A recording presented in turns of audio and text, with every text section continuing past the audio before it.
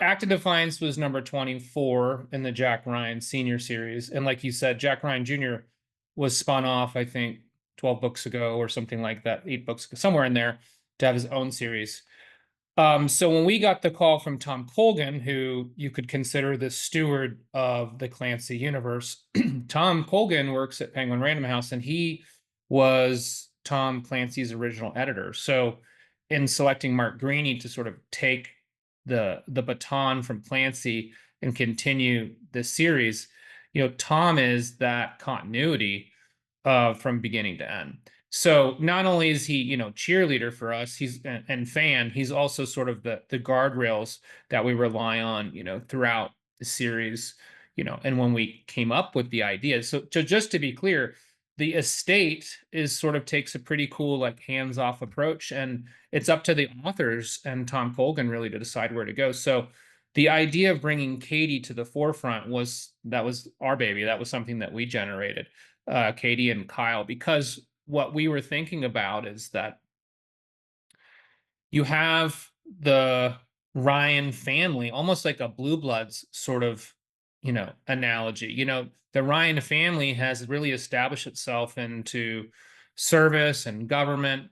Um, and we had some other kids, what are Katie and Kyle up to? And so that was really exciting for us. And it gave us an opportunity to try to recapture some of that magic from the earliest days, the Hunt for Red October days, where Jack Ryan is out there in the field, CIA in over his head, fish out of water. I'm just an analyst, but damn it, I'm gonna go do it.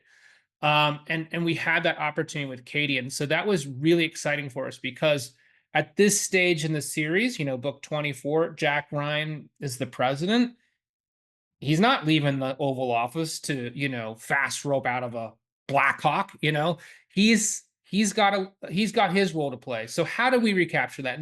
And that's where the idea of Katie came from. I think that it was driven, the Act of Defiance being our first installment drove that, I think. But, and I will say just to close the loop on the invite, Colgan, if you know Tom Colgan, you know that he is a very, very strategic guy. So we imagine now in retrospect that he had an idea that there was going to be when Mark Cameron was done, that he had us sort of in the queue. He had us write one Griffin book, maybe as an audition. Mhm. Feel like that at the time, but now looking back. But at the time that he hit us up, it wasn't the best timing for us, to be honest with you. Like it was, we've got the 3 other series that we had going. We had a standalone coming out, and when we sort of got wind that this might be coming through friends, that this meeting Tom was having with us might be this baton pass. We had a pretty frank discussion. Like, look, can we do it and do it well with all our deadlines and stuff? Like, and I was honestly, full truth, I was leaning towards no, we can't do it. Like, we don't. I don't think we have the time. And we sit down, we sit down with Colgan, and neither of us had done the math. And the very first thing, we're going to be unified. Well, we'll be polite, but we probably can't do it. The first thing out of Colgan's mouth is, well, if you do it, the first book that you'll do in your first installment will be on the 40th anniversary for the Hunt for the Red October. And if you had a submarine book you could do. So I watched my business partner and friend glaze over with anticipation. My submarine officer buddy, I'm like, well, that's it. It's over.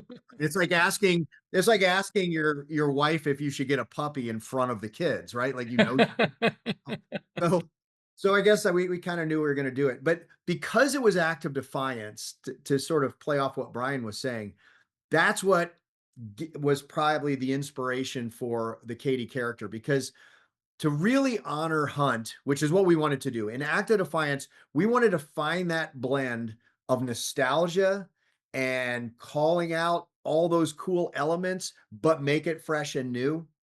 And we didn't know how we could do that without having a protagonist that would be analogous to Jack Ryan, like he's saying. Then he was a young CIA analyst, fish out of water. Then, how do you recapture that? And we couldn't think of a way shy of this. And so, just doing the math was like, well, we have this other daughter. Haven't heard from her since she was like 6 or 8 or whatever she was when she was almost kidnapped. she's all grown up now. What is she doing? I know what she's doing. She's in ONI and she's a Naval Academy graduate. And we pitched that to Tom like this, like, please say that works for you. And he was like, oh, that sounds great. So it afforded us that opportunity to bring the series back to that vibe, that, you know, fish out of water, dog with a bone. What in the hell is a naval intelligence officer doing going aboard a submarine? Like Clancy really crushed that.